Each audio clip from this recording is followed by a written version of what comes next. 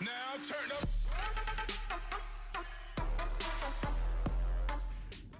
All right, so the Jerry Jeudy free signed jersey, we're getting closer to give that away.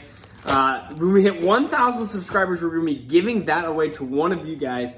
We have the Wheel of Winning, which is right here. You can see that there's a new name on that because I said we were going to hit around 900-ish.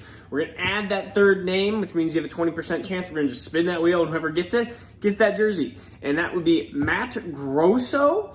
So congrats to Matt Grosso. You have a 20% chance here when we hit 1,000 subscribers to win that jersey. We have the Olympics going on. I think they're doing some cycling.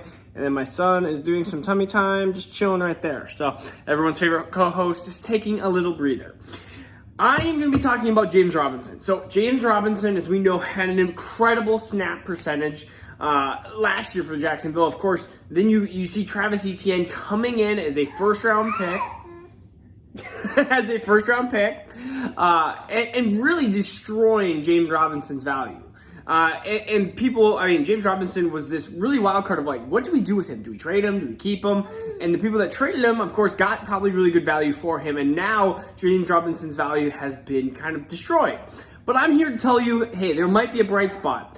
And so I'm going to tell you why I think James Robinson and Travis Etienne can be the next Latavius Murray and Alvin Kamara.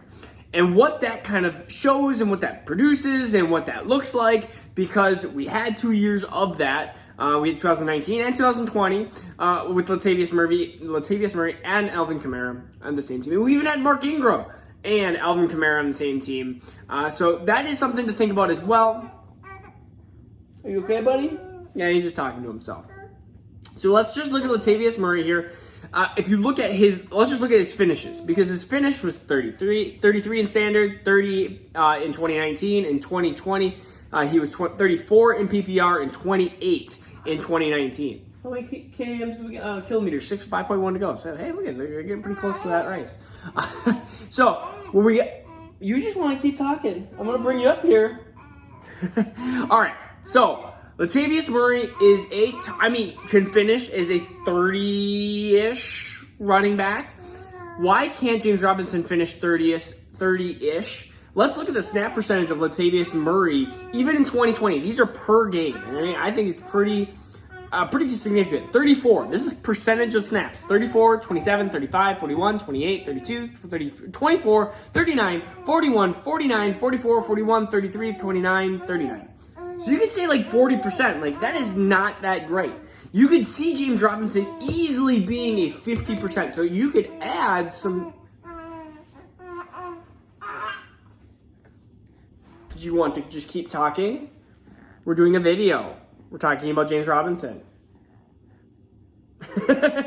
So you could easily add some carries and some snaps to what I believe will be a really dynamic backfield. I think Latavius Murray is talented. When you get 35, 40% snaps, that's going to produce probably not great unless you're efficient. And Latavius Murray was efficient. But if you look at what his stats were, I mean, you're talking about 146 carries each year, which is nothing to sneeze at, but it's not amazing. And you're looking at 600-ish yards and 4 or 5 touchdowns, and through the air about 200 yards and a touchdown.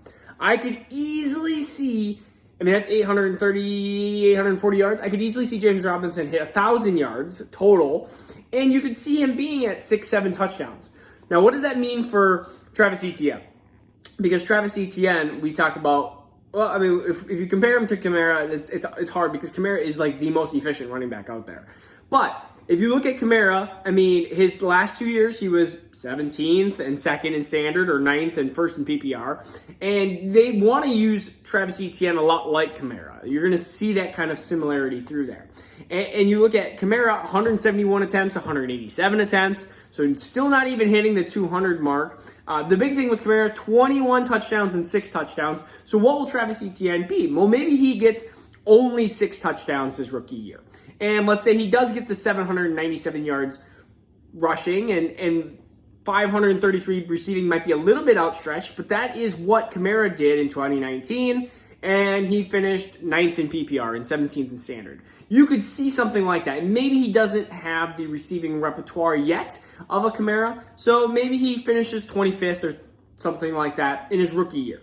And I could see it getting better and better as you get sophomore and junior. That's why Travis Etienne is my 103 when it comes to 1 QB leagues. It's just I believe that he is still that talented. Travis Etienne is a home run hitter. You're going to get some games where it's going to be frustrating.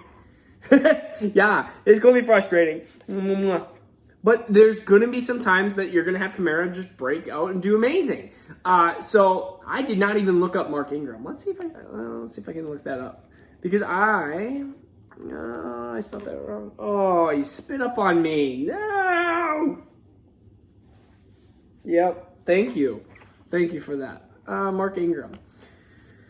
No. Yep, just looking. So, Mark Ingram. Because I like to see, let's look at 2018 Mark Ingram. He only played 12 games. He played 16 in 2017. So, Mark Ingram, of course, part of the Kamara committee back. And 2017, he was 6th overall. And in 12 games, he was 29th and 33. So, anybody that is, and I understand the Saints are like the number 1 rushing team in the league at times. Baltimore's kind of taken over that title. But you have to understand, like, the Saints, I feel like Jacksonville's going to be very similar to the Saints. Trevor Lawrence is going to be handcuffed slightly. Urban Meyer's going to have a good offense. They're going to run it through James Robinson. They're going to run it through Travis Etienne. Etienne's going to do a lot of the outside stuff, a lot of the receiving stuff. James Robinson's going to be through the tackles. What does that sound like? It sounds like Mark Ingram. It sounds like Latavius Murray. It sounds like that type of running back.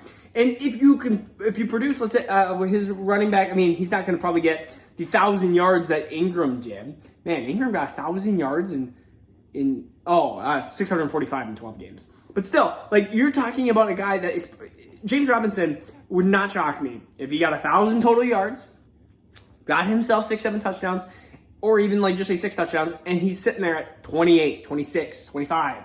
And we're going, wow, James Robinson actually did well for fantasy. Like, he was a really good flex play.